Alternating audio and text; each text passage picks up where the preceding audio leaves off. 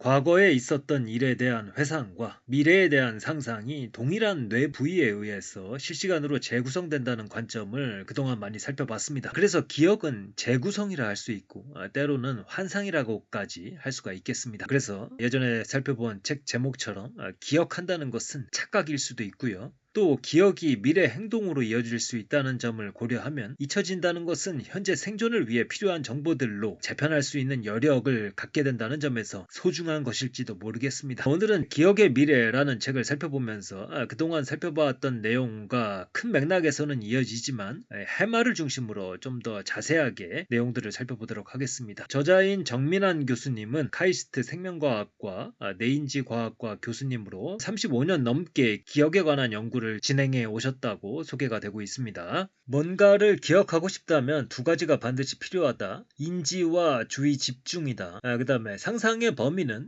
인지 능력에 의해 제한되므로 충분히 높은 인지 능력이 없다면 상상의 내용은 혁신적일 수 없다. 그래서 기억을 할 때 활성화되는 뇌의 부위와 상상할 때 활성화되는 뇌의 부위가 동일한 것으로 보인다고 합니다. 그래서 기억이나 상상이나 현재의 정보와 과거의 정보를 혼합해서 재구성하는 것이다 라는 관점인데, 하여간 이 기억을 구성하는 데 있어서 중요한 것이 첫 번째로는 인지되는 혹은 강박되는 내용들이 있어야 하고, 그 다음에 그 내용들의 주의를 기울여서 기억으로 저장하고 그것을 현재 시점에 불러들여 재구성하는 것이 회상이다 라고 볼 수가 있고, 그리고 상상 또한 인지적 재료들을 근거로 해서 그것들을 이리저리 섞고 혼합하는 과정들을 거치면서 새로운 영역으로 뻗어나가는 것이다, 이런 구도로 이해할 수가 있겠습니다. 현재 가장 영향력 있는 이론에 따르면 기억은 초기에 해마에 저장됐다가 시간이 흐르며 점차 재구성돼 신피질의 장기 기억으로 자리 잡는다. 예전에 살펴봤던 우리는 왜 잊어야 할까? 이 책에서 해마를 엄격한 가정교사라고 비유한 적이 있었습니다. 신피질과 해마는 정보를 주고받는데 이 과정에서 신피질의 기억이 안정화 될 때까지 해마가 신피질의 중앙 허브들을 계속해서 자극한다고 하였습니다. 그리고 이 학습이 끝나면 해마의 뉴런들은 해체되는 과정으로 설명이 된 바 있습니다. 기억의 응고화 과정에 대한 다른 설명도 존재하지만 모든 과학자가 동의하는 하나의 정설은 아직 없다. 그래서 이 기억의 응고화 과정에 관한 한 여러 이론들이 존재하기 때문에 약간씩 다른 설명들이 있을 수 있다는 점을 유의하시면 되겠습니다. 그래서 정리하면 해마에서 단기적으로 정보가 저장됐다가 신피질에서 장기적으로 정보가 저장되는 과정이 있고, 또 다른 측면에서는 신피질이 제공하는 외부 정보들이 해마의 기억과 상상력에 사용되는 측면이 존재한다. 따라서 이 신피질의 기능이 고도화될수록 해마가 생성하는 상상의 내용은 더욱 풍부해질 수 있다, 이런 관계라고 보시면 되겠고요. 그 다음에 임시 저장소 이론에 대한 설명입니다. 해마는 언제 어디서 무엇을 겪었는지와 같은 구체적인 일화 기억을 일시적으로 저장하는 역할을 맡고, 대뇌 신피질은 여러 경험에서 공통된 정보를 추출해 영구적인 의미 기억으로 저장하는 역할을 한다. 그 다음에 예전에 책 기억한다는 착각에서 살펴본 내용인데, 도식이 이 DMN 디폴트 모드 네트워크에 저장되며 해마가 이 도식들을 이용해서 일화 기억을 생성하고 저장한다는 내용을 살펴봤었습니다. 여기서 도식은 의미 기억의 일종으로 사실은 이 일화 기억의 반복되는 경험 속에서 공통적인 지식 구조를 뽑아내서 일반화한 것이다. 그리고 이러한 지식들은 다시 일화 기억을 구성하는데 기초 자료가 되어준다. 그래서 이 도식이라는 것은 레고 블록을 생각하시면 되겠습니다. 공통적인 것을 마치 레고 블록처럼 뽑아내고 그것을 저장했다가 일화 기억을 생성하고 저장하는 데 있어서 다시 사용한다, 이런 관계로 보시면 되겠습니다. 그 다음에 이 디폴트 네트워크에 대해서 잠깐 언급을 하자면, 이 네트워크는 외부 자극이 없을 때, 즉 우리가 쉬고 있을 때 오히려 활성화되는 네트워크로서 아마도 내적 사고를 전개하는 역할을 하지 않겠느냐라고 추정이 되고 있습니다. 예컨대 도덕적 의사결정, 다른 사람의 마음을 이해하려고 할 때, 혹은 창의적 사고 과제를 풀어야 할 때 이 네트워크가 활성화되는 모습을 보여준다고 합니다. 그래서 이 외부 자극에 반응해서 과제를 해결하는 과제 네트워크와 대비해서 기억하시면 되겠습니다. 이제부터 본격적으로 해마를 중심으로 두고 기억도 상상도 구성된다는 관점의 내용들을 살펴보려고 합니다. 해마가 기억뿐만 아니라 상상을 구성하는 역할을 한다라는 것을 우리가 어떻게 알 수가 있었을까요? 인간 피실험자에게 상상을 하게 만든 다음 이 뇌의 어느 부위에 활성화가 일어나는지 측정하는 방법이 사용되었고요. 그 다음에 쥐에 대한 실험도 소개를 하고 있습니다.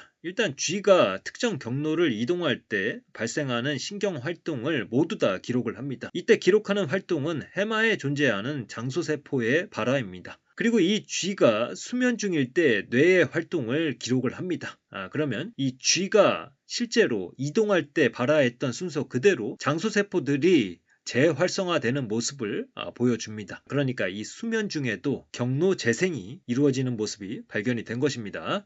그런데 이 쥐가 수면 중일 때 말고 활동하다가 잠깐 쉴 때에도 이 해마의 장소세포가 순차적으로 발화하면서 경로 재생 현상이 일어난다고 합니다. 그러니까 이 쉴 때 작동하는 디폴트 네트워크와 쉴 때 해마의 장소세포가 경로 재생을 하는 것은 깊은 연관성이 있을 수가 있는 것입니다. 그러니까 이 두 과정이 동일한 뇌의 작동 과정일 수 있겠다. 그래서 이 쥐가 쉴 때 혹은 잘 때 경로가 재생되면서 이것이 기억 응고화와 관련이 있지 않겠느냐라는 생각으로 이어질 수가 있는 것이고, 또 다른 하나는 쥐가 쉴 때나 수면 중에 발생하는 이 예파 발생 시에 쥐의 장소세포들의 발화를 측정해 보니 이전에 경험한 경로뿐만 아니라 미로 속에서 경험하지 않은 루트에 대한 경로 재생도 일어나는 것이 관찰이 되었습니다. 그래서 이것은 해마의 장소세포들이 경험하지 않은 경로에 대한 그런 경로들도 시뮬레이션 하는 것으로 보아서 이 해마가 미래에 대한 상상과 시뮬레이션에 있어서 핵심적인 역할을 하는 것이 아니겠느냐라는 주장이 개진이 되는 것입니다. 그러나 사실 이러한 경로 재생과 쥐의 상상을 확실하게 연결할 수 있느냐에 대해서는 확답을 할 수는 없었는데, 이를 규명하기 위한 실험이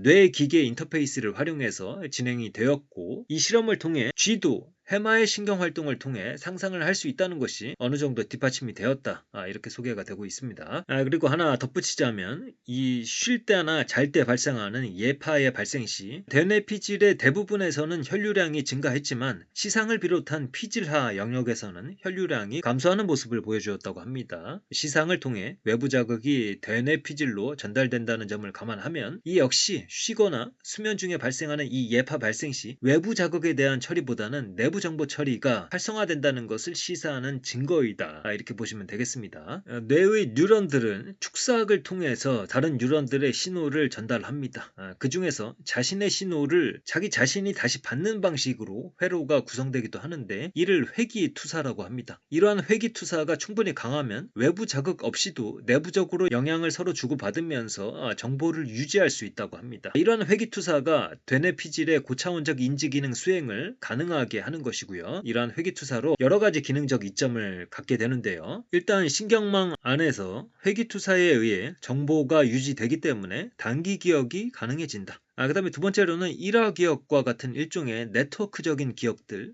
즉 연합기억 또한 회기투사에 의해 뉴런들 간의 시냅스 연결이 강화되면서 연합기억이 가능해진다라는 식으로 이해를 할 수가 있겠습니다. 마지막으로 상상은 외부 입력 없이 자유롭게 내적으로 새로운 활성 패턴을 생성하는 것이라고 할 수가 있겠는데, 이 역시 외부 자극 없이 강한 활성 패턴을 만들어내기 위해서는 내부적으로 정보를 유지하고 서로 간의 영향력을 주고받는 회기투사가 필요하다, 이렇게 이해를 하시면 되겠습니다. 그리고 아마도 이 상상력에 있어서 큰 역할을 담당하는 해마에도 강력한 회기투사가 존재할 가능성이 높다는 설명이 이어지고 있습니다. 그래서 지금까지의 흐름은 이런 것이죠.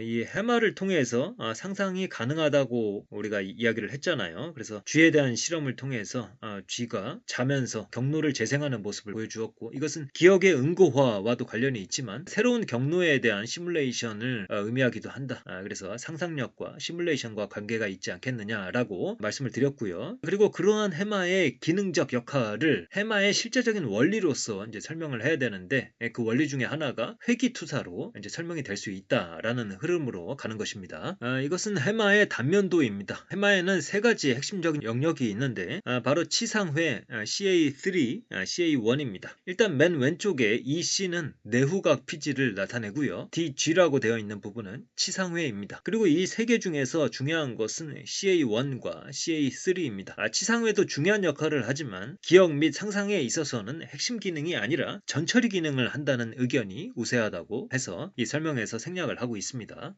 일단 이 CA3 신경망은 특이하게 회기투사 축사계 수가 엄청나게 많이 존재하는 것으로 보입니다. CA3의 시냅스 수가 16,000개 정도 되는데, 이 중에 4분의 3인 약 12,000개의 시냅스가 회기투사 축삭과 연결되어 있다고 합니다. 반면에 이 CA1에서는 회귀투사 축삭이 거의 발견되지 않았다고 합니다. 그리고 이 CA3V는 장소세포의 경로재생 혹은 회상 및 상상 등에 있어서 핵심적인 역할을 하는 것으로 보입니다. 한 가지 덧붙일 것은 CA3의 시냅스들은 약하게 연결되어 있으면서도 그 시냅스의 수가 또 많다고 합니다. 그래서 이것은 다양한 활성을 뒷받침하는 구조이다. 그래서 획기적이면서도 시냅스 수는 많고 또 연결이 약해서 미세하게 얼마든지 달라질 수 있다는 구조는 그야말로 다양한 활성을 뒷받침할 수가 있고, 이로써 다양한 경로의 재생, 즉 풍부한 상상력을 뒷받침해 주는 것 아니겠느냐라는 내용으로 이어지는 것이고요. 또 한편으로 생각해 보면 기억의 재생이라는 것도 그만큼 불확실하고 베리에이션이 클 수도 있겠다는 생각이 듭니다.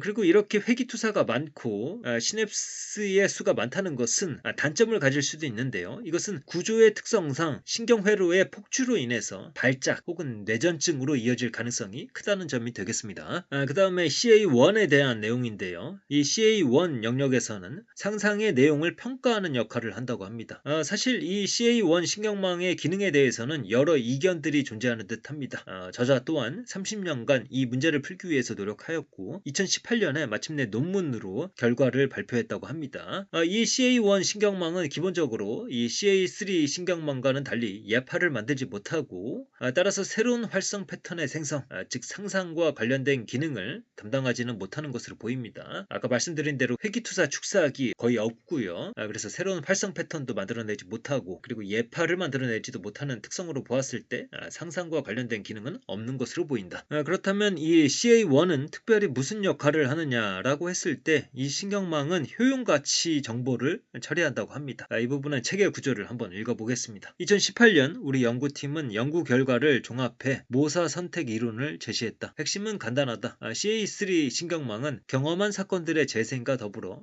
경험하지 않은 사건들을 모사하고 CA1 신경망은 CA3 신경망에서 재생, 모사된 사건들 중 효용가치가 높은 사건을 선택적으로 강화하는 역할을 한다. 그 다음에 이 책은 인간의 상상력이 어떻게 발현될 수가 있는지 뇌과학의 관점에서 풀어가고 있다고 볼 수가 있겠는데요. 그 중에서 해마가 중요한 역할을 담당하기 때문에 이제까지 그런 내용들을 소개를 했습니다. 그렇다면 상상력 중에서도 인간이 발휘할 수 있는 최고조의 추상적 사고 능력은 어떻게 발휘가 될 수 있을까요? 해마나 전전두 피질은 그것들 각각이 우리 뇌의 최상위 연합 피질이라고 할 수가 있겠고요. 즉 감각 정보는 여러 단계의 은닉층을 거치면서 최종적으로 전전두 피질과 해마에 도달한다. 우리가 인공신경망에서 다단계 은닉층에서 여러 창발적 능력을 발견할 수 있었듯이 이 전전두 피질과 해마 또한 중간에 여러 은닉층들을 끼고 있기 때문에 이것들이 추상적 사고를 전개할 수 있는 힘을 얻는 것 아닐까, 이런 설명을 하고 있는데요. 이것은 아직은 가설 수준이기는 하지만 우리 뇌의 여러 현상들을 이렇게 묶어서 설명을 할 수 있지 않을까 싶은 것이고요. 흥미롭게도 해마와 전전두 피질은 각각 최상위 연합 피질로서 서로 직접 소통하는 별도의 통로가 있다. 해마에서 전전두 피질로 직접 투사하는 연결 경로는 잘 알려져 있으며 좀 더 확인이 필요하지만 반대 방향의 투사 경로에 대한 보고도 있다. 이와 더불어 해마와 전전두 피질은 쐐기 압소엽과 같은 다른 뇌 부위를 통해 간접적으로도 연결된다.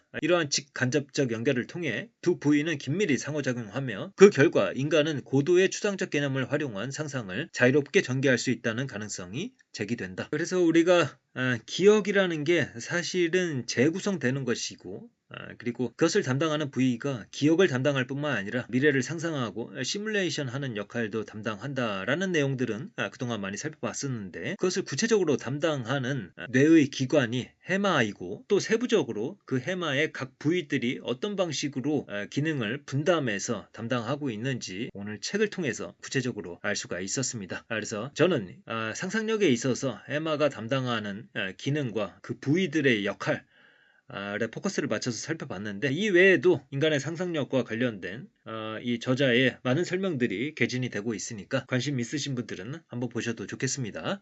그러면 오늘의 내용은 이것으로 마치도록 하겠습니다. 감사합니다.